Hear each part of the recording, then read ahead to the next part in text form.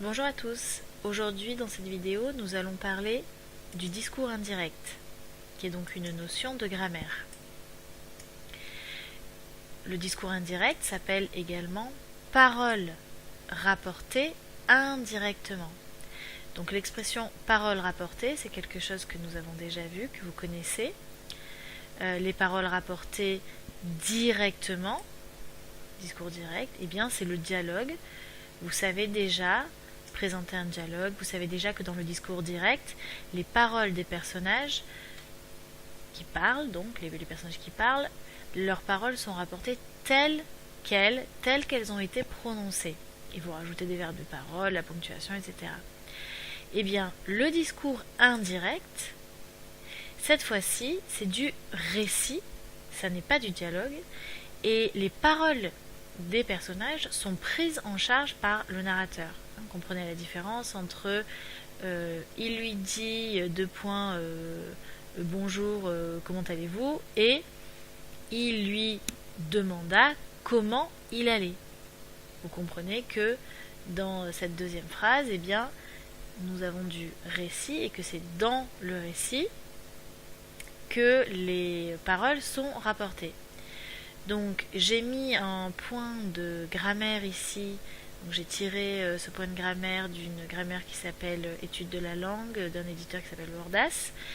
Donc on vous explique que ce que je viens de vous dire, que dans le discours indirect, les paroles sont rapportées indirectement, ici.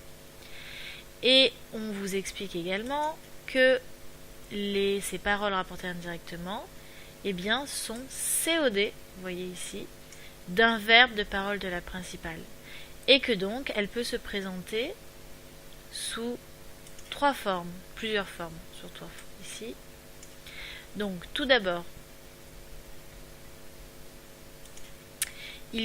donc ces paroles rapportées indirectement peuvent prendre la forme ici d'une subordonnée conjonctive que vous connaissez et qui sera introduite par que. Donc c'est quelque chose aussi dont vous avez l'habitude. Donc ici l'exemple, elle expliqua qu'elle voulait devenir journaliste.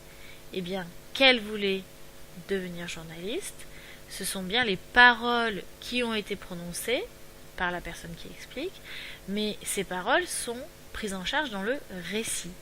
Et vous voyez, vous reconnaissez la subordonnée qui commence par que et qui est donc une subordonnée conjonctive. Donc ça, c'est quelque chose que vous savez. La deuxième manière, la deuxième chose, la deuxième forme que peuvent prendre les paroles rapportées indirectement, eh bien, elles peuvent prendre la forme d'une subordonnée interrogative indirecte, donc introduite par les mots suivants, qui sont des subordonnants, si, qui, ce que, quel, lequel, où, quand, combien, pourquoi. Donc la subordonnée interrogative indirecte, c'est la troisième subordonnée qui existe, je vous en avais déjà parlé, en plus de la relative et de la subordonnée conjonctive. Donc nous la voyons à présent, et comme son nom l'indique, eh bien elle sert à présenter des paroles qui sont rapportées indirectement.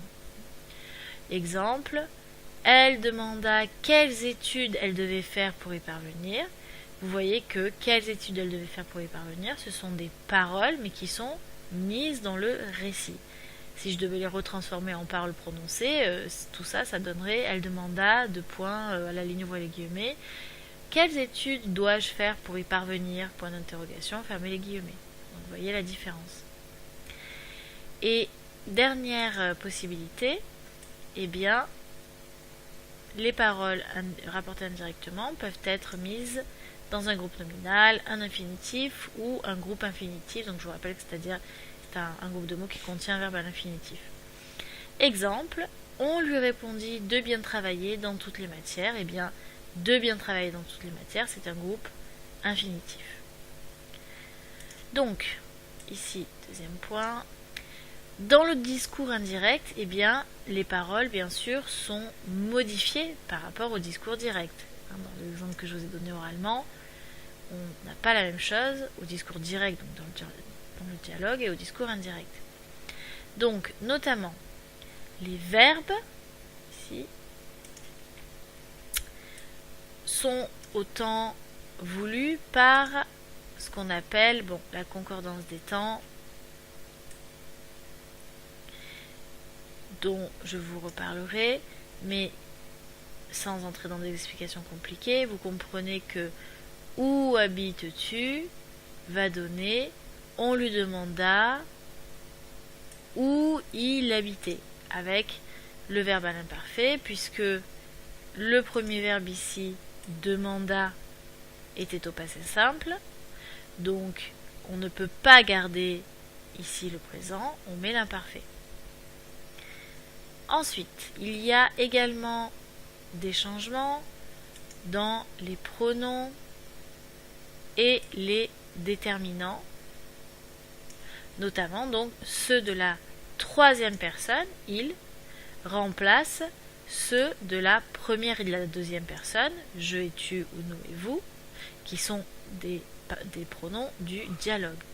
Donc, ça va donner je te présenterai, donc un exemple ici, je te présenterai mon cousin, donc avec je te et mon ici, et bien ça va donner, quand vous allez transformer ça au discours indirect, elle lui dit qu'elle lui présenterait son cousin, avec donc les pronoms ici qui changent, elle, lui ici également, et son aussi qui va changer. Puisque on passe donc des pronoms de la première et de la deuxième personne aux pronoms de la troisième personne, donc du récit. Et dernier changement, ce sont tous les mots, tous les repères de temps et les repères de lieu qui ne vont plus être ceux du dialogue, mais qui vont être ceux du récit. Exemple, je viendrai demain. Demain, c'est un mot que l'on trouve dans le dialogue, et donc dans un récit, vous aurez il promit qu'il viendrait le lendemain. Donc par rapport à tout ça, donc vous voyez dans cette petite photocopie les différences, les principales différences entre le discours direct et le discours indirect. Voilà, je vous remercie de m'avoir écouté, j'espère que vous avez compris. Vous pouvez toujours me poser des questions par écrit ou à l'oral. Et n'oubliez pas de vous abonner à ma chaîne YouTube pour savoir quand sont publiées les prochaines vidéos. Merci, au revoir.